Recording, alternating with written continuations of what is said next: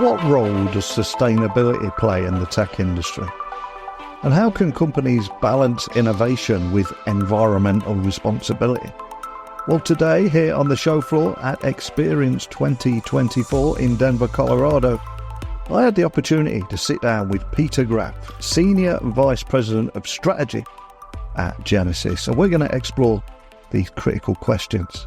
Because Genesys has been making headlines with its latest advancements in AI-powered experience, but also its commitment to sustainability, including achieving carbon neutrality for its cloud operations. So I invited Peter to share his insights with me today on how Genesys is expanding automation and analytics and conversational intelligence across its platform with new Copilots, virtual agents, empathy detection, and a modern agent workplace.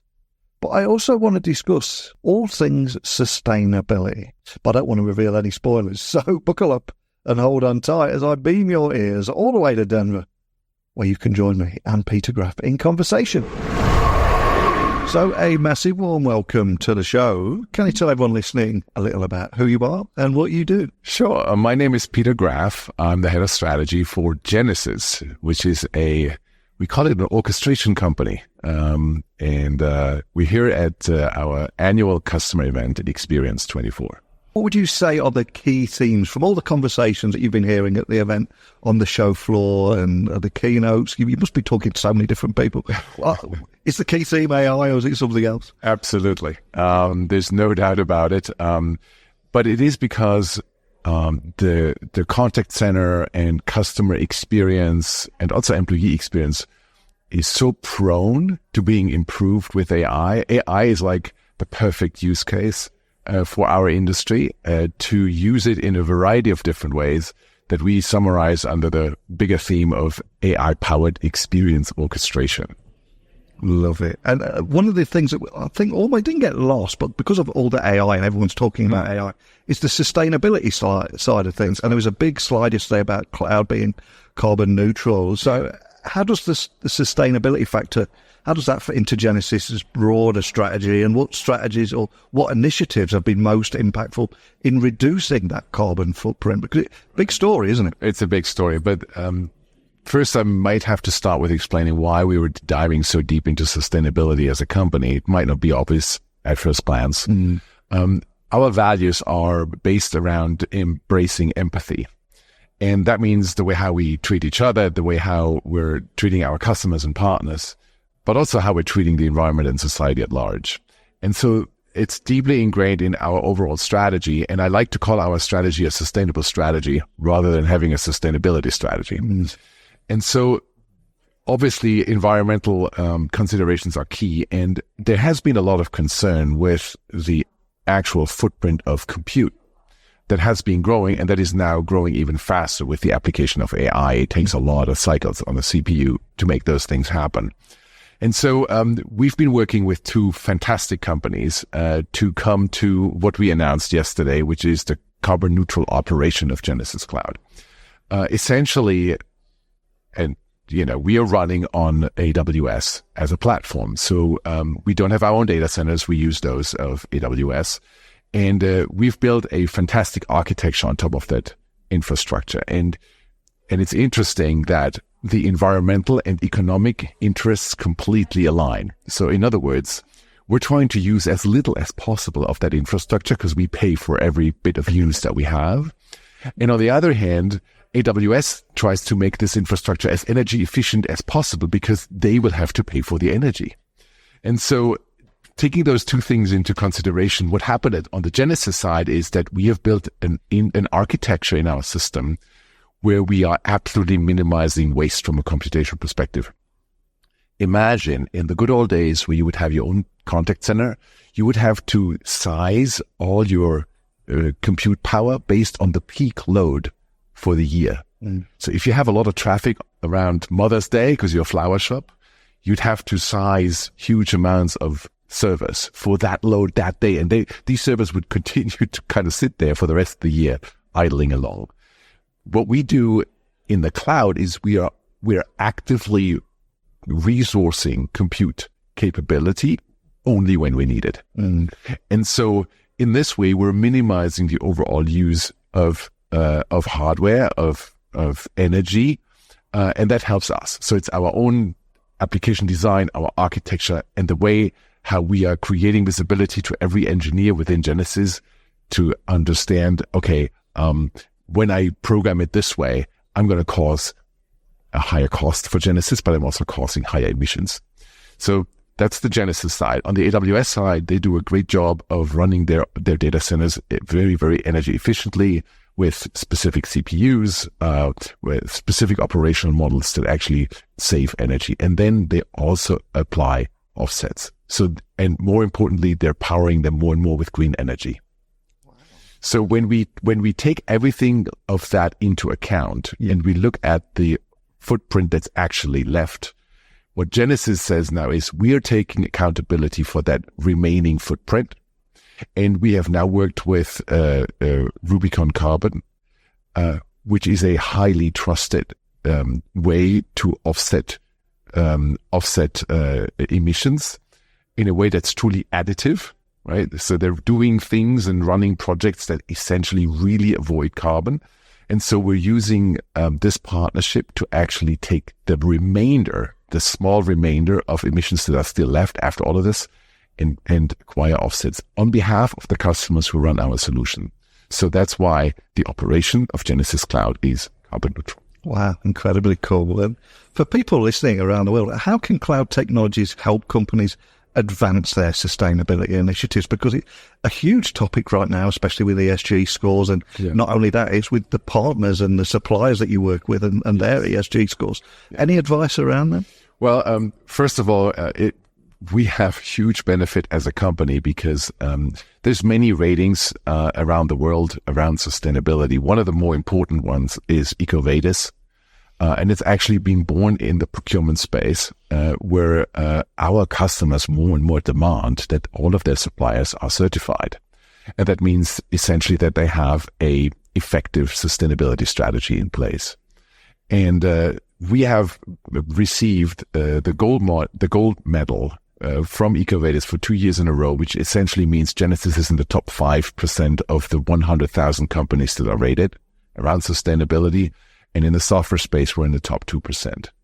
And so we really are leading the way. But as you say, not only this, our customers are more and more making sustainability a requirement within their purchase.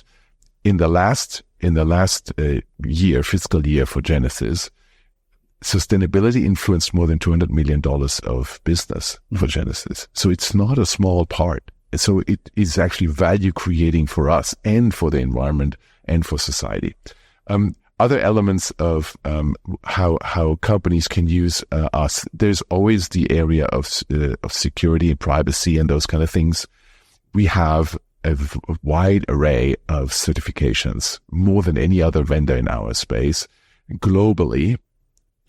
All the way from FedRAMP compliance, GDPR compliance in Europe, IRAP compliance in Australia, and many, many more that we offer to our customers. And essentially, helping them minimizing incidents through higher levels of security and compliance with requirements and so forth. So those are just two examples. But for now, if customers ask us, how much carbon footprint do I inherit from running Genesys Cloud? The answer is nothing. Wow, that's attractive, right? Yeah. It's often underestimated. We have done analyses, the carbon footprint of a Genesys customer who used to run an on-premise solution before on a per agent basis is up to 50 times lighter on Genesys Cloud. That's how much better this is compared to Prem. That's incredible. Well, if we were to take a peek behind the Genesys curtain for a moment, can you tell me a little bit more about some of the steps that Genesys took to make Genesys Cloud operations carbon neutral and how partnerships like the ones you mentioned, AWS and Rubicon Carbon, contribute to maintaining that commitment in the future as well? Yeah, I mean, we wouldn't make a commitment like this if we weren't absolutely convinced we can continue to move forward with this. And that has to do with both our own strategy and the way how we program and how we achieve economies of scale, both from an economic as well as from an environmental perspective, because the more people that share the infrastructure, the more effective use of that infrastructure you actually have. Yeah. We started with the strategy of making Genesys Cloud carbon neutral because we believe this is something that we have to do, that our customers will value, and that we can perpetuate going forward. And I'm confident about this because of the efforts that AWS performs on their platform to continue to increase the amount of green energy they use to power those data centers and so forth. And also the economies of scale with every deployment that Genesys has. And we have 20 deployments around the world of our cloud where the identical code is running, but economies of scale help to reduce the overall footprint across all of these data centers on a per agent basis or on a per customer basis. And another huge topic here at the event is experience orchestration. You mentioned it a few moments ago, but for people listening that can't attend the event, can you tell me more about the AI-powered experience orchestration, what the problem Genesys is helping organizations to solve with it as well, and the capabilities and how you're positioned to maybe lead in this strategy? So most people, when they hear AI, in the context of a contact center, think about automating a conversation with something like a chatbot, and using this to actually reduce the number of conversations you need to have with an agent, which would obviously save the company money. That's called experience automation. It's an important aspect of it, but it really is designed to make the life of the company better because it saves them money. So it's an efficiency gain.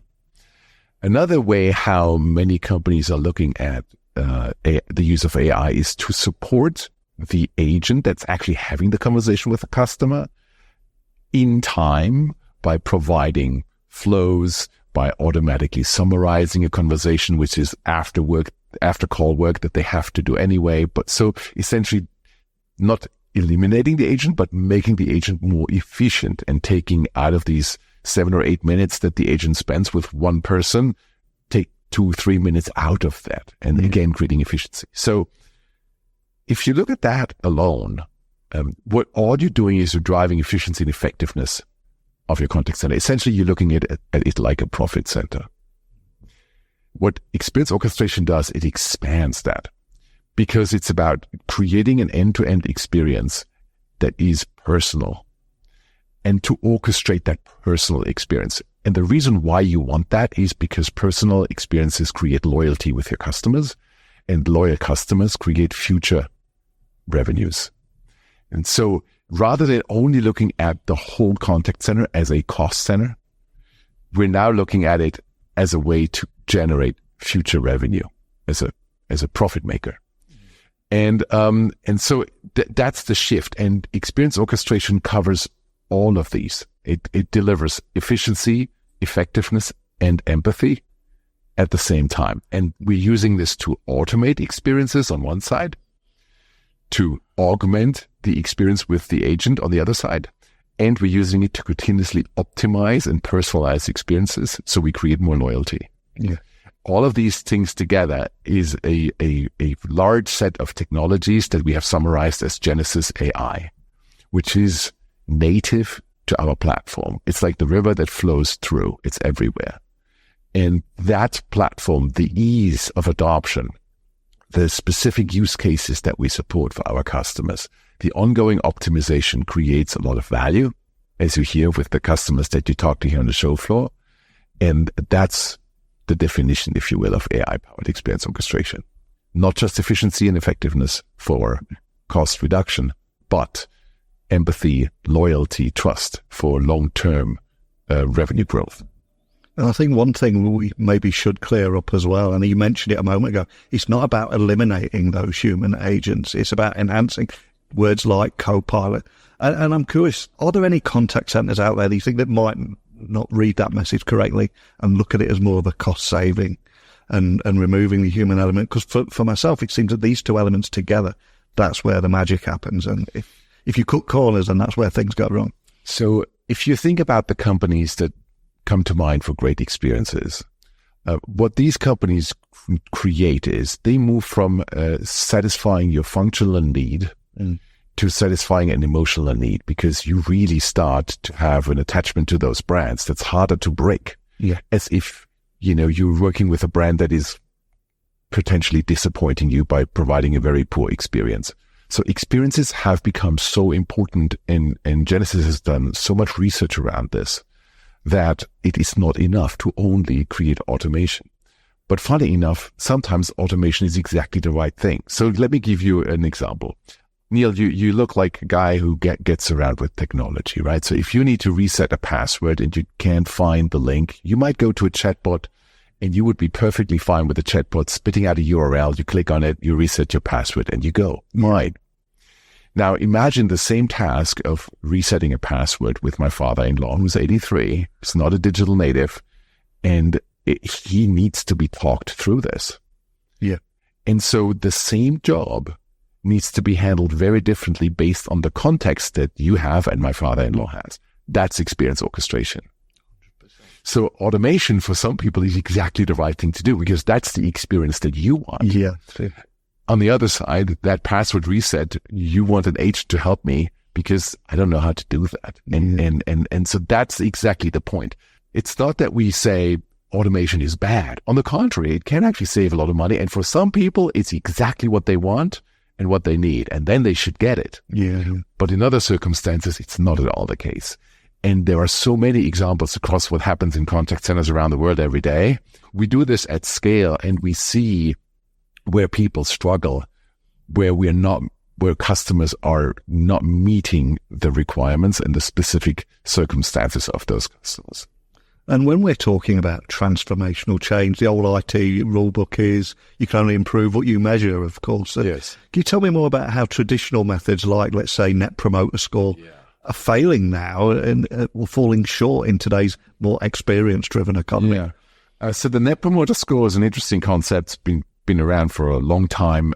I call it a vanity KPI, mostly because you still run into it a whole bunch of times, and but it's often not the fact that companies know really how to improve it. It's not very actionable. And the other thing is, and I've worked at different companies before, which very much relied on referrals as a business. So the question, how likely are you to refer us to a friend, actually made sense. And still, if you looked at Net Promoter Scores, they were essentially emotionally triggered answers. You got a lot of zeros and you got a lot of tens, and you didn't have a lot in between. It's usually a U shape of some sort. And so you want to have a way to measure an interaction that is actionable, right? And that asks questions in a way that matter to the audience. Me as a consumer, it's not in my interest to refer a company. And it's just asking about an intent. It doesn't actually ask about the experience. And so it's no surprise that Gartner even predicted 2 years ago that in the next 3 years, 75% of companies will abandon Net Promoter Score as a way to measure the quality of service. So what else can we do? And there's a whole bunch of other methods that all make sense, but they all assume the question. So you can do a customer effort score, where you would actually measure how much work is it for the customer to get something done. You could have customer satisfaction scores, maybe a bit more specific about a couple of things. But what we've done at Genesys is we've built what's called the Experience Index, and you can find it in our App Foundry. And the Experience Index is actually based on research with consumers in specific industries to ask, if you call your bank, for example, for this kind of problem, what is the experience you would expect? So, or if you call in for a problem or a guarantee case, like, what are your expectations in terms of time, in terms of communication, in terms of resolution?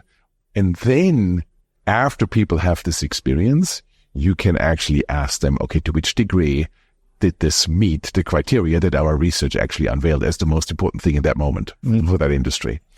And so we've built tens of thousands of benchmarks around this. So not only can you see how you're doing, you can also see how customers in the same industry are doing with regards to those questions. And that creates an index that is much more actionable, because you have like 5 or 6 questions for a specific situation where you can really dive into what's going wrong. So it's those people-centric benchmarks. Really. Much more people-centric, while an NPS is the ultimate example of a company-centric benchmark. Like how willing how likely are you to refer me is a very egotistic, way to ask. And obviously you're having a lot of conversations here, not only with your colleagues, but also with customers and people on the show floor. I'm curious, when you take that flight home at the end of the conference, what are you going to be thinking about? What are you going to be reflecting on based on those conversations? So I work in strategy, right? So for me, it's always a beautiful balance between reality and the future. And so what I love about a show like Xperience 24 is you get a fantastic injection of reality. You get a beautiful showcase of customers that have been using our technology that we've already built. And we have the ability to engage with those customers to hear a little bit about what they think is going on.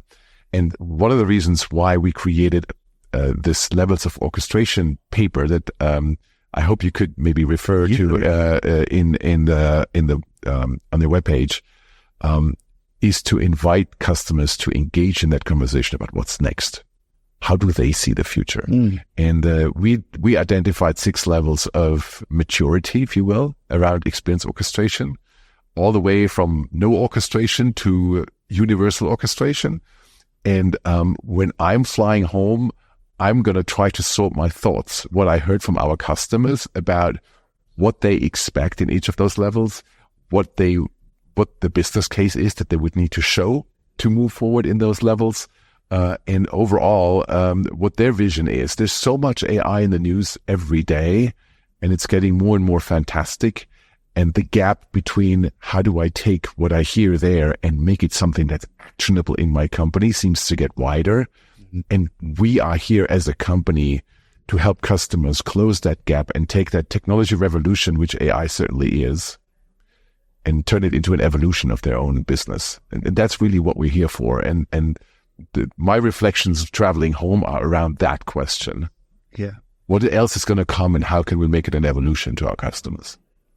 Well, I will add that blog post that we mentioned a few moments ago, some great information. I do urge anyone listening to check that out. Is there anywhere else you'd like to point everyone listening if they want to find out more information about what they missed? A recommendation that I have is that people obviously take a look at the keynotes. I thought they were fantastic. They're going to come out on the 27th for people to watch online. And then if you're interested in sustainability, we have a fantastic sustainability report out there, which is definitely worth looking at our sustainability page on genesys.com, and learn a little bit more because it's very multifaceted, and we're using Genesys to touch 100 million lives, per year, hopefully in this fiscal year, through charities that are using Genesys Cloud, and do many more things that are absolutely noteworthy, but we don't have enough time to go through all of this here. Yeah, there's only so much we can get through today. I will add those links so people can go off and find out more information. I appreciate how busy you are back-to-back in meetings and on that show floor and keynotes, etc. So thank you for taking time out of your busy schedule for sharing that with me today. Thank you, Neil. It was a pleasure to be here. As we heard today, Genesys is at the forefront of merging sustainability with cutting-edge technology. And I think it is insights into the company's AI advancements and commitment to carbon neutrality paint a compelling picture for a future where technology can not only enhance business outcomes, but also help contribute to a better planet. But how do you see sustainability shaping the future of technology in your industry? What steps can an organization take to balance innovation with environmental responsibility? Love to hear your thoughts on this one. techblogwriter@outlook.com, Twitter, LinkedIn, Instagram, just @NeilC. Let me know your thoughts. But now it's time for me to get back on that show floor. So thank you for listening today. And until next time, don't be a stranger.